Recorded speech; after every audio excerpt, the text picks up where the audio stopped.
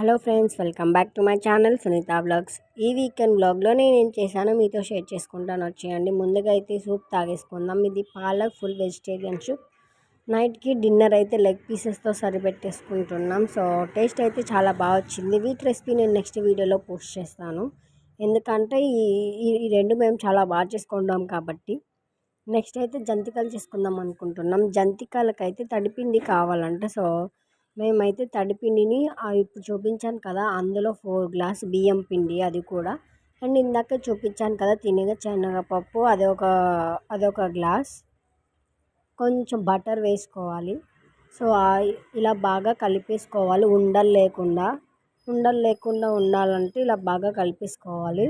ఆ తర్వాత ఇలా వామ్ని బాగా వాష్ చేసుకొని ఆ పిండిలో యాడ్ చేసుకోవాలి. వామ్ ఎందుకు వాష్ చేయాలంటే కొంచెం ఇసుక ఉంటుంది కదా, సో అది మనకి పంటికి తగలకుండా ఉండడానికి ఒకసారి వాష్ చేసుకోవాలి.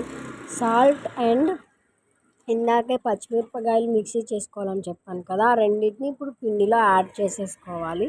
టేస్ట్ కోసం కొంచెం నువ్వులు యాడ్ చేసుకోవాలి. వీటిని బాగా కలిపేసుకోవాలి. మీకు చూపించేస్తాను, వచ్చేయండి. మా జంతికల గొట్టం ఇది చాలా రేర్గా చూస్తుంటారు. ఇప్పుడైతే టెక్నాలజీ మారిపోయింది కాబట్టి స్టీల్వి రకరకాల వెరైటీస్ వచ్చేస్తున్నాయి. సో ఇది చాలా తక్కువ మంది యూజ్ చేస్తున్నారు. ఇప్పుడైతే జంతికలు స్టార్ట్ చేసేస్తున్నాము. పక్కన అయితే ఆయిల్ పెట్టేసాం స్టవ్ మీద హీట్ ఎక్కిపోవడానికి.